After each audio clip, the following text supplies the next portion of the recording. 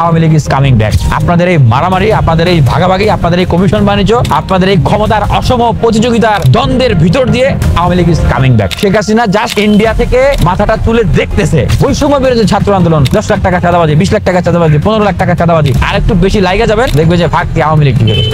আওয়ামী লীগ যখন ঢুকে যাবে তখন বুঝবেন কত ধানে কত চা। বিশ্ববিদ্যালয়গুলোতে এখন ছাত্রলীগ আসতেছে, ককটেল ফুটাচ্ছে, ছাত্রলীগ এখন মিছিল করে যাইতেছে। অধিকাংশ উপদেষ্টাদের না আছে রাজনৈতিক অভিজ্ঞতা, না আছে প্রশাসনিক অভিজ্ঞতা। ওনারা কিভাবে উপদেষ্টা হলেন?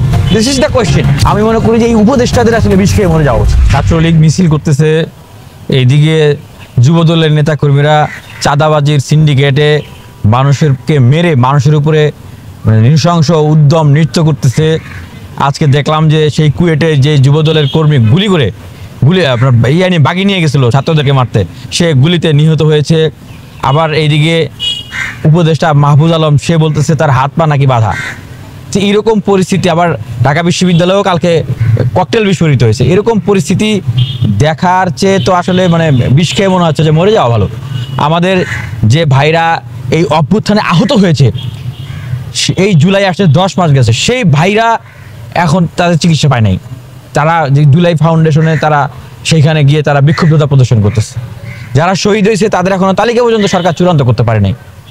এই দৃশ্য দেখার চেয়ে তো যদি শহীদ হয়ে যাইতাম এই জুলাইয়ে, সেটাই ভালো হতো। যে উপদেষ্টারা যেখানে দায়িত্ব পালন করতেছে, আমি বিষ খেয়ে মরে যাবো সেটা তো বলতে পারি না। আমি কেন মারা যাবো? আমি তো আর এমপাওয়ার্ড হইনি, আমি উপদেষ্টাও হইনি, আমাকে সরকারের কোনো জায়গা থেকে কোনো ধরনের সহযোগিতা বা আমাকে শক্তিও দেওয়া হয়নি। আমি সেই জনগণের কাতারেই আছি। আমি মনে করি যে এই উপদেষ্টাদের আসলে বিষ খেয়ে মরে যাওয়া উচিত এইরকম পরিস্থিতির চেয়ে। দেখেন, এই যে আমাদের বিশ্ববিদ্যালয়গুলোতে এখন ছাত্রলীগ আসতেছে, ককটেল ফুটাচ্ছে, ছাত্রলীগ এখন মিছিল করে যাইতেছে। তাদের টার্গেট কিন্তু ঠিক আছে যে বিশ্ববিদ্যালয়টাকে অস্থিতিশীল করা গেলে, বিশেষ করে ঢাকা বিশ্ববিদ্যালয়, পুরো বাংলাদেশটা অস্থিতিশীল হয়ে যাবে। হ্যাঁ, পুরো বাংলাদেশে অটোমেটিক্যালি বিশৃঙ্খলা ছড়ায় যাবে। তারা তো ঠিকই টার্গেট করতেন। এবং আমি চ্যালেঞ্জ করে বলতেছি যে এই যে ঢাকা বিশ্ববিদ্যালয়ে ডাকসু আমি যখন অবস্থান কর্মসূচি পালন করি নির্বাচন কমিশনের দাবিতে, সেদিন রাতে ককটেল ফুটিয়ে গেল, তার কয়েকদিন পরে ককটেল ফুটালো, গতকালকে পাশে পলাশীতে ককটেল ফুটাই গেল। কারা ককটেল ফুটালো এইটা কি প্রশাসন বের করতে পারলো না? বের করতে পারতেছে না? তাহলে আইন শৃঙ্খলা বাহিনী, পুলিশ প্রশাসন কি করে? ঢাকা বিশ্ববিদ্যালয়ের মতো এরকম সেন্সিটিভ একটা জায়গা, গুরুত্বপূর্ণ একটা জায়গা, যেই জায়গা থেকে এই অভ্যুত্থানের সূচনা, যেই জায়গাটাকে সবাই টার্গেট করে রাখছে অস্থিতিশীল করার জন্য, সেই জায়গার যদি নিরাপত্তা এই সরকার না দিতে পারে, এই স্বরাষ্ট্র উপদেষ্টা না দিতে পারে, তাহলে উনি কিসের নিরাপত্তা দিবে? কিসের কাজ করবে? কার নিরাপত্তা দিবে উনি? উনার নিজেরই তো নিরাপত্তা আছে কিনা সেটা নিয়ে আমার এখন সন্দেহ জাগে। উনি কিসের কাজ করতেছে?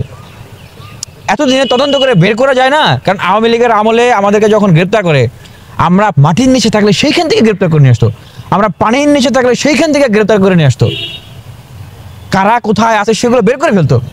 আর এখন ককটেল ফুটায় যাচ্ছে বিশ্ববিদ্যালয়ে, কারা ককটেল ফুটায় যাচ্ছে, কে নির্দেশনা দিচ্ছে, কে পয়সা দিচ্ছে, এগুলো বের করতে পারতেছে না। তার বোঝা যাচ্ছে যে এই যে গোয়েন্দা সংস্থা, পুলিশ প্রশাসন, প্রত্যেকটা জায়গায় যে কথাটা আসিফ নজরুল স্যার বলেছিলেন যে পুলিশে 80% ছাত্রলীগের নেতাকর্মীরা নিয়োগ পেয়েছে, তাহলে পুলিশেই পাইছে, আর বাকি জায়গাগুলোতে পায় নাই তারা নিয়োগ। জজে নিয়োগ পায় নাই, তারা গোয়েন্দা সংস্থায় নিয়োগ পায় নাই, তারা প্রশাসনে নিয়োগ পায় নাই। তারাই তো এই কাজগুলো করতেছে, অসহযোগিতা করতেছে, তথ্য দিচ্ছে না। তাহলে এইরকম একটা পরিস্থিতিতে এই সরকার কিভাবে চালাবে? এই রাষ্ট্র, এই সরকার কিভাবে করে চালাবে? আপনার 56টা মিনিস্ট্রি, উপদেষ্টা মাত্র কয়জন? 22 জন উপদেষ্টা। 22 জন উপদেষ্টার ভিতরে অনেক উপদেষ্টা এরকম আছেন যারা আওয়ামী লীগের আমলে, আমি যতদিন রিমান্ডে মার খেয়েছি ততদিন শেখ হাসিনা আওয়ামী লীগকে উল্লেখ করে পোস্টও দেয়নি, একটা ফেসবুক পোস্টও করে নাই, তারা হয়ে গেছেন উপদেষ্টা। আমি যতদিন অত্যাচারিত হয়েছি, যতদিন জেল খেটেছি, অনেক উপদেষ্টা ততদিন রাজপথেও নামে নাই। এটা হলো বাস্তবতা। অধিকাংশ উপদেষ্টাদের না আছে রাজনৈতিক অভিজ্ঞতা, না আছে প্রশাসনিক অভিজ্ঞতা। ওনারা কিভাবে উপদেষ্টা হলেন? This is the question. তো এই ইন্টারিম গভর্নমেন্ট, এই প্রক্রিয়া নিয়ে এই দেশকে রান করা সম্ভব না, ইম্পসিবল। তারা কখনোই একটা সুষ্ঠু নিরপেক্ষ নির্বাচন দিতে পারবে না। এক ঢাকা বিশ্ববিদ্যালয়ের ছাত্র সংসদ, ডাকসু নির্বাচন, এইটাই 10 বছর দিতে পারতেছে না। এর জন্যই আমাদেরকে কত কাঠখড়ি পোড়াতে হচ্ছে, অনশন করতে হচ্ছে, অবস্থান আন্দোলন, নির্বাচন কমিশন আদায় করলাম, এখন তফসিল দিচ্ছে না, পদে বাধা। সমস্যাটা কোথায়? এটা তো বুঝি না। বিএনপির সমস্যাটা কোথায়? ওনারা বলেন নাই 31 দফা সংস্কারের কথা? শেখ হাসিনা পতনের আগে যখন আন্দোলন করে সব দলকে সাথে করে নিয়ে, ওনারা বলেন নাই যে আমরা জাতীয় সরকার গঠন করব? তাহলে এখন কেন বলতেছেন না? এখন কেন জনাব তারেক রহমান উনি বলতেছেন না যে ঠিক আছে, হ্যাঁ ডক্টর মোহাম্মদ ইউনূস সাহেব, হ্যাঁ আপনি মাননীয় প্রধান উপদেষ্টা, আপনি একটা জাতীয় সরকারে ডাক দেন, হ্যাঁ আমরা জাতীয় সরকার চাই, আমরা সবাইকে নিয়ে রাষ্ট্র সংস্কার করবো, এরপর আমরা নির্বাচনে যাব। এত ক্ষমতায় যাওয়ার তারা কিসের? এত ক্ষমতায় যাওয়ার তারা এজন্যই, কারণ দিন যত যাচ্ছে একদম মাঠ ঘাট হাট বাজার প্রত্যেকটা জায়গায় জায়গায় ছাত্র দল, যুব দল, কৃষক দল, জাতীয়তাবাদী দল, তাদের যে চাঁদাবাজি, তাদের যে এই যে বিয়ে করতে দিবে না মেয়ে মেরে ফেলছে, চাঁদা দিবে না মেরে ফেলছে, হ্যাঁ মুখে লাল কাপড় বেঁধে বাজার আমার, মানে সব এই যে বেপরোয়া আচরণ, তারা বুঝতেছে যে এই বেপরোয়া আচরণ তারা নিয়ন্ত্রণ করতে পারবে না। আমরা তো সেম আওয়ামী লীগের ক্যারেক্টারেই আরেকটা রাজনৈতিক দল ক্ষমতায় আসবে বা বলয় ক্ষমতায় আসবে, এই জন্য তো রক্ত দিই নেই, জীবন দিই নেই। আমরা দিছি যে যারাই ক্ষমতায় আসুক এই দেশের রাজনীতির একটা গুণগত পরিবর্তন হবে। তো বিএনপি তো তাদের রাজনীতির ক্যারেক্টারে পরিবর্তন আনতে পারতেছে না। আর শুধু বিএনপির কথা বলতেছি না, যে যতটুকু ক্ষমতা পাচ্ছে সবাই ততটুকুরই অপব্যবহার করছে, সর্বোচ্চ অপব্যবহার। দেখেন বৈষম্য বিরোধী ছাত্র আন্দোলন, 10 লাখ টাকা চাঁদাবাজি, 20 লাখ টাকা চাঁদাবাজি, 15 লাখ টাকা চাঁদাবাজি, কমিটি নিয়ে মারামারি, মামলা বাণিজ্য, এগুলো করতেছে। বীরপুরে টর্চার সেল বানায় ফেলছে ছাত্রলীগ আওয়ামী লীগের মতো। তারপরে আরো যে নতুন ছাত্র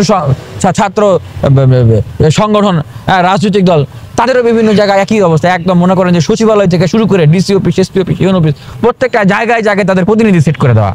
মানে টিআর কাবিখা থেকে শুরু করে আপনার একদম রোড ঘাট ব্রিজের যত টেন্ডার, তারা তো সরকারের খুব কাছে। এটা তো ইউনূস সাহেব নিজেই বলছে যে ছাত্রদেরকে যদি রাজনৈতিক দল করতে না দেওয়া হয় তাহলে নাকি অন্যান্য রাজনৈতিক দল, যারা অভ্যুত্থানের রাজনৈতিক দল, তারা আওয়ামী লীগের ক্যারেক্টার নিয়ে ফিরে আসবে, তাদেরকে সুযোগ দিতে হবে। তো এই যে দুধকলা খাওয়ায় যে নতুন রাজনৈতিক দল পালতেছে, তারা কি কোনো দিক থেকে পিছায় আছে? তারাও তো কোনো দিক থেকে পিছায় নেই। তাহলে বাংলাদেশের মানুষ আসলে যাবে কোথায়? বাংলাদেশের মানুষের আশ্রয় কোথায়? আশা কোথায়? আকাঙ্ক্ষা কোথায়? স্বপ্ন কোথায়? সেই জায়গা থেকে বলতে চাই যে সবার লাগামটা টানতে হবে। সবাই একটা জায়গায় আসেন, রাষ্ট্র ব্যবস্থার সংস্কার করেন, জাতীয় সরকার গঠন করেন, সবাই একটা জায়গায় আসেন, ক্ষমতার জন্য পাগল হয়ে যায় না, না হলে Awami League is coming back.